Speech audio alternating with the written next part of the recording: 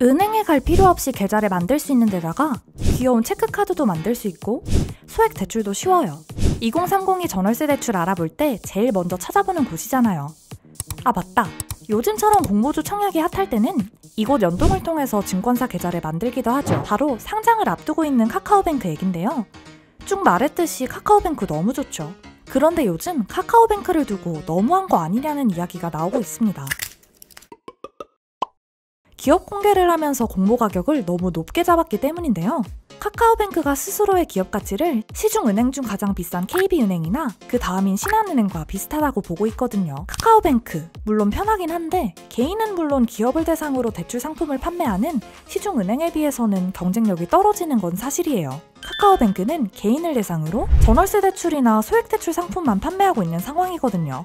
이렇게 따지면 카카오뱅크 너무 비싼 것 같은데 왜 이렇게 비싼 걸까요? 이 질문에 대한 답은 전통 은행과의 비교로는 알 수가 없어요. 카카오뱅크를 은행이 아닌 IT 기업으로 본다면 기존 은행과의 기업 가치를 비교하는 것이나 수익 구조를 따지는 것들은 다 무의미해져요. 카카오뱅크는 기업의 정체성을 리테일 은행과 금융 플랫폼 두 가지로 정의하고 있어요. 리테일 은행은 앞서 말한 대출 상품을 파는 기업을 말하는 거고 금융 플랫폼에 집중할 필요가 있는데요. 이 중에서도 금융보다 플랫폼이라는 단어에 포인트를 두면 이해가 쉬울 것 같아요. 카카오뱅크는 국민 메신저 카카오라는 플랫폼을 통해 많은 이용자를 끌어모았어요. 카카오톡을 쓰고 모바일 업무를 많이 하는 2030이라면 카카오뱅크 계좌 하나씩 있잖아요. 금융 플랫폼 카카오뱅크는 이렇게 끌어모은 이용자를 대상으로 대출 상품뿐 아니라 여러 금융 상품을 파는 거예요. 신용카드 홈페이지에서 신용카드를 발급받을 수 있지만 번거로우니 자주 쓰는 카뱅에서 신용카드를 만들고 증권사 홈페이지에서 인증서 발급받는 과정이 귀찮으니 인증서가 이미 있는 카카오뱅크를 통해서 증권계좌를 만드는 거죠. 이용자들을 플랫폼의 가장 큰 무기인 광고에도 많이 노출시킬 수 있겠죠. 사람이 몰리니까요. 실제로 카카오뱅크는 영업 수입 중 비이자 수입을 점차 늘려가고 있는 상황이에요. 이자 수입은 앞서 말한 전통적 은행이 올릴 수 있는 수입을 말해요. 개인을 대상으로 돈을 빌려주고 그에 대한 이자로 돈을 버는 거죠. 그런데 카카오뱅크를 전통적 은행으로 보면 경쟁력이 약하다고 했잖아요. 카카오뱅크도 그걸 알기 때문에 비이자 수입을 늘리는 데 집중하고 있어요. 그렇지만 기존의 시중은행도 예대 마진만으로 영업이익을 충분히 낼 수 없다고 판단해 비이자 수익 올리기에 몰두하는 상황에서 금융 플랫폼 카카오뱅크의 경쟁력을 찾기는 쉽지 않죠. 그럴만도 해요. 금융 플랫폼이라는 업계에 제대로 진출한 게 카카오뱅크가 처음이거든요. 토스뱅크도 준비 중에 있긴 하지만요. 그래서 카카오뱅크가 이번 상장을 앞두고 비슷한 기업으로 꼽은 곳이 미국에 상장한 글로벌 기업들이에요. 그 중에서도 가장 카카오뱅크랑 비슷한 기업을 살펴보자면 PBR이 10배 수준인 TCS 그룹을 꼽을 수 있어요. 러시아 디지털은행인 틴코프뱅크의 최대 주주입니다. 대표 사업으로는 카뱅처럼 소매금융뿐 아니라 항공티켓, 호텔, 공연, 식당 예약 등의 서비스를 제공하고 있어요. 카뱅처럼 디지털은행으로 모은 이용자들을 대상으로 비금융 상품을 판매하는 플랫폼으로 성장한 셈이죠. 그런데 말이에요.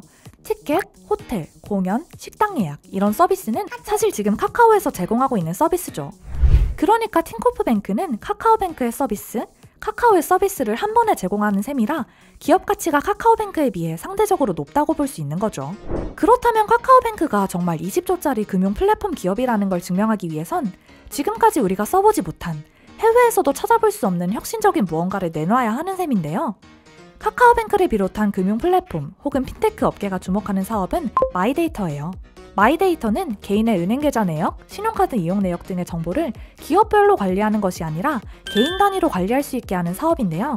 이게 가능해지면 개인이 특정 기업에 타사가 갖고 있던 자신의 정보를 제공하면 해당 기업이 고객 맞춤 서비스를 제공할 수 있게 되죠. 카카오뱅크도 바로 이 마이데이터 사업에 뛰어들겠다고 발표했어요. 지금처럼 가계부 정리해주고 커피값 많이 나왔다고 잔소리하는 정도가 아니라 나에게 가장 필요한 대출, 투자, 보험 상품을 추천해줄 수 있게 되는 겁니다. 아직까지는 카카오뱅크가 마이데이터 사업자 신청을 본격적으로 하지 않아 그 시점이 언제가 될지는 알 수 없다는 게 조금 걸리긴 해요. 카카오뱅크가 비싸다, 안 비싸다 논란의 핵심에는 카카오뱅크를 어떤 기업으로 분류할 것인지가 있어요. 전통적인 은행으로 보기엔 인터넷 전문 은행이 갖는 한계가 너무 크고 또 IT 기업으로 보기엔 아직 이렇다 할 혁신이 없는 게 걸리기도 하죠. 여러분의 생각은 어떠신가요? 카카오뱅크는 은행에 가까울까요? 아니면 IT 기업에 가까울까요? 아니 그것보다 상장 첫날 따상, 성공할 수 있을까요? 이번 편이 유용하셨다면 좋아요와 구독 부탁드려요. 알림 설정을 해주신다면 다음 편도 놓치지 않고 보실 수 있습니다. 그럼 다음 편에서 만나요. 안녕!